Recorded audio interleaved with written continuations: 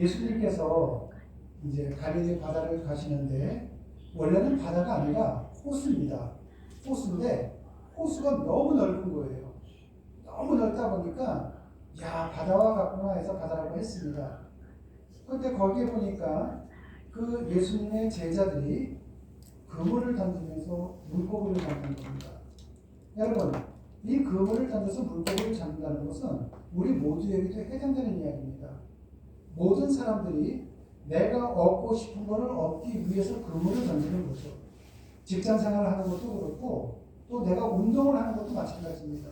내가 운동을 하는 것은 내가 그물을 던져서 건강을 내가 받으려고 하는 거 아닙니까? 근데 그때 어떤 현상이 일어났냐면은 아침에 시작하고 밤새도록 그물을 던졌는데도 고기가 안 잡힌 거예요. 그 어부들은요 깊은 데로 가서도 던져봤고 또 낮은 곳에도 던져봤고 여기저기 사방팔방 다 던져본 겁니다. 그 어부들은 그날 물고기를 잡아서 우리 식구들과 함께 먹는 사람들입니다. 그러니까 최선을 다했겠죠. 그 사람들이. 그 어부들이 최선을 다해서 그물을 던졌습니다. 또 그 어부들은 해변가 근처에 살고 있기 때문에 뼛속까지 어부예요. 쉽게 얘기한다면 프로 중에 프로입니다. 아마추어가 아니에요. 프로 중에 프로였던 사람들이 여기저기 그물을 밤새도록 그물을 던졌지만 물고기를 못 잡았습니다. 그때 예수님께서 뭐라고 말씀하십니까? 저기 깊은 데로 가서 한번 던져봐라 이랬습니다. 그랬더니만 물고기가 가득 잡히는 겁니다. 사람들이 생각을 하겠죠. 아니 우리가 밤새도록 안 던져본 데가 없잖아. 저기도 그물을 던졌는데 어떻게 한 마리도 고기를 못 잡았는데 예수님이 말씀하신 곳에 가서 던져보니까 물고기가 이렇게 많이 잡혔지? 자 여기에서 우리가 먼저 생각할 것은요. 그러면 예수님이 저기 던져봐라 하니까 예수님의 말씀에 순종해서 던지니까 물고기가 잡혔을까요? 아닙니다. 그건 지금까지 우리의 해석 방법이죠. 헬라 원문을 보면은 예수님께서 저기 저 깊은 데로 가서 그물을 던져봐라 했을 때에 그 깊은 데를 바소스라고 이야기를 합니다. 헬라어로는. 바소스라는 것은 뭐냐면은 바탕이 없는 나라를 바소스라고 해요. 그러니까 제가 서 있으면은 지금 여기 강대상이 바탕이 있죠. 바닥이. 여러분들이 앉아 계시는데도 바탕이 다 있습니다. 아무리 깊은 바다라 할지라도 맨 밑에는 바탕, 흙이 있습니다. 그러니까 바탕이 없는 데는 없어요. 이 세상에는. 그렇다면 바탕이 없는 데가 어디입니까? 하나님 나라를 뜻하는 겁니다. 그러니까 예수님께서는 뭐라고 말씀하신 거냐면요. 저기 깊은 데 가서 한번 던져봐. 내가 던지는 데 가서 한번 던져봐. 이렇게 말씀하신 것이 아니라 너희들이 정말 얻고 싶은 것이 있니? 그것이 물질이든 건강이든 뭐든 간에. 근데 너희들이 최선을 다했는데 나름대로 열심히 했는데도 그걸 얻지를 못했니? 그런데 그냥 던져서는 안 돼. 너희가 던질 때는 바소스 하나님 나라로 들어와라. 너희들이 하나님을 믿는 마음으로 들어와라.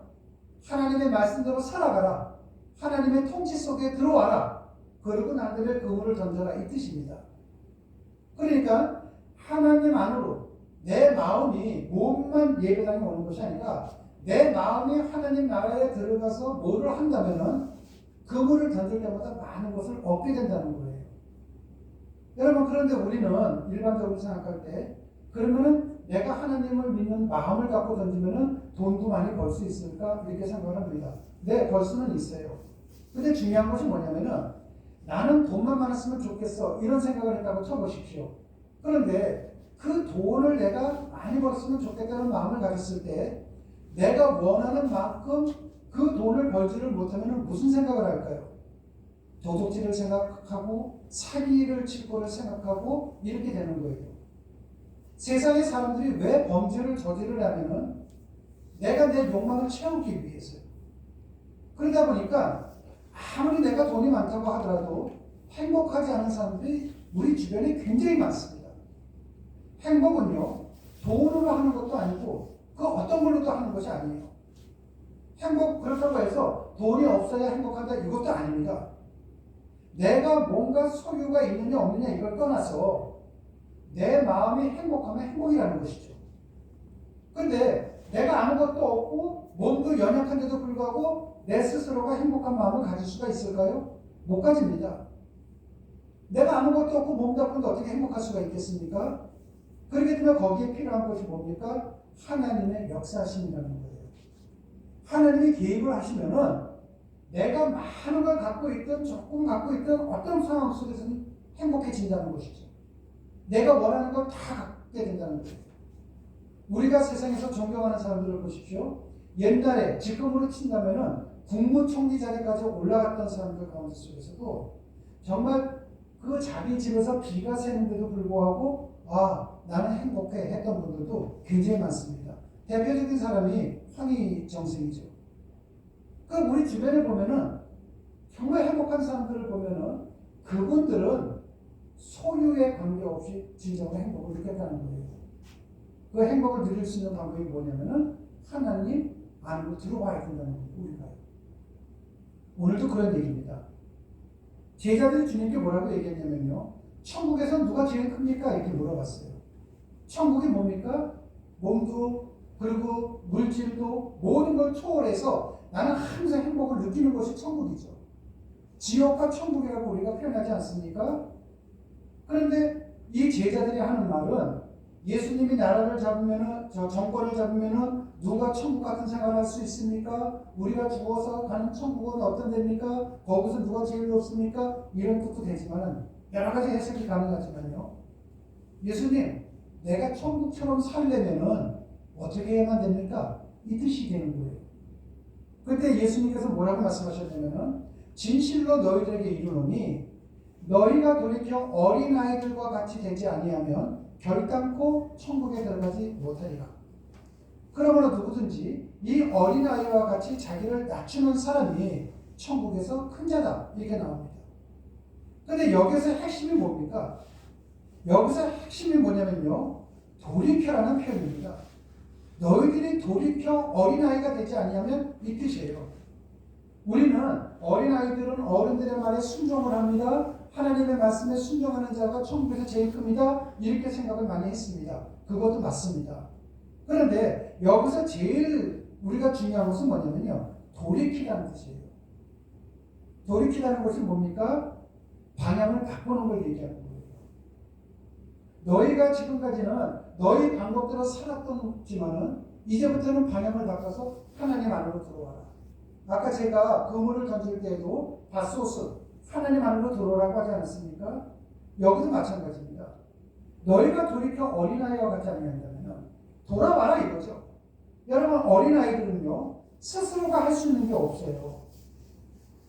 어린아이들은 나는 스스로 할 수 있는 것이 없다는 것을 인정하는 거예요. 어른들이 부모님들이 나를 뭘 해줘야지만이 나는 가능해. 이거를 어린아이들은 다 알아요. 그렇기 때문에 자기의 삶을 모든 걸 다 맡기는 거죠. 기저귀를 갈아주든 옷을 갈아입혀주든 학교 등록금을 주든 모든 일까지 다 그렇게 해줍니다. 마찬가지고요. 내가 내 능력대로 살겠다고 하는 모습 속에서 하나님 앞에 절대적으로 의지하고 살겠다고 돌이키는 거. 돌이키는 사람이 그때서부터는 천국과 같은 삶을 살게 된다는 겁니다. 이제 말씀을 좀 정리해 볼게요.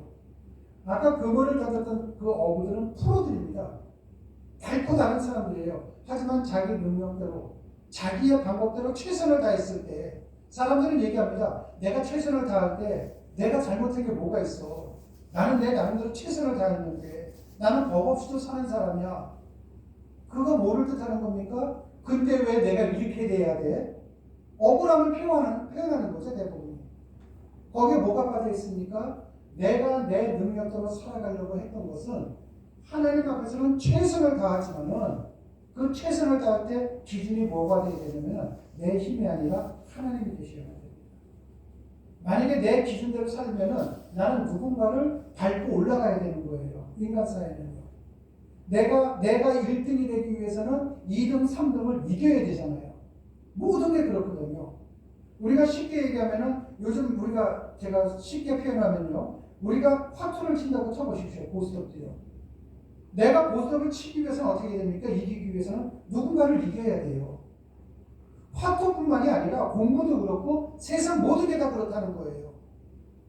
그런데 그 속에는 진정한 행복은 없다는 거죠. 왜? 내가 누군가를 이기고서 올라가는 자리거든요. 그런데 하나님께서 뭐라고 말씀하셨냐면은 누군가를 이기고 올라오는 자리가 아니라 너희들 손에 손을 잡고 다 같이 올라오라는 거예요. 하나님은 모든 걸 다 해주겠다. 이것을 확실하게 믿고 그물을 던진다든지 이것을 확실하게 믿고 하나님 앞에 돌이키는 자는 천국에서 제일 큰 자요. 그 삶은 천국과 같은 삶이 된다는 것입니다. 이런 의미에서 여러분 모두 다가 내 생각이 있습니다. 내 방법도 있어요. 내 계획도 있습니다. 하지만 그 모든 것보다도 먼저 하나님 나라로 들어오십시오. 그 하나님 나라로 들어오는 게 뭡니까? 매일같이 기도로 시작하시는 거예요. 매일같이 하나님 말씀을 보는 겁니다. 그리고 예배 시간에 하나님의 말씀을 듣는 겁니다. 그리고 삶의 현장에서는 하나님 말씀대로 모든 걸 기억하는 것이 아니라 기억나는 대로 하나님의 말씀대로 살아가는 겁니다. 그것이 바로 하나님 나라로 들어오는 겁니다. 여러분 모두 다가 그러한 하나님의 백성들이 되셔서 천국 같은 삶을 사시는 여러분 모두가 되시기를 주님의 이름으로 축원합니다. 기도하시겠습니다. 사랑의 주님, 참으로 고맙고 감사합니다. 하나님 아버지, 오직 우리와 함께 하시기 위해 높은 보좌를 버리고 이 땅에 오시니 정말로 감사를 드립니다. 우리의 연약함을 이해하시기 위해 우리와 같이 육신을 입고 이 땅에 오심을 정말로 감사를 드립니다.